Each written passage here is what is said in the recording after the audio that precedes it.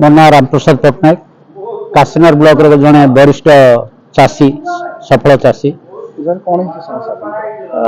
वर्तमान जो खरीफ ऋतु जोटा कि धान प्रोक्यूरमेंट रे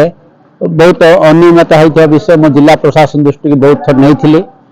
तार फलस्वरूप आज पर्यंत मत टोकेन देना मो फैमिली रे दुईटा टोकेन दी जन apply करथिलु wife and husband more पाखापाखि 15 acre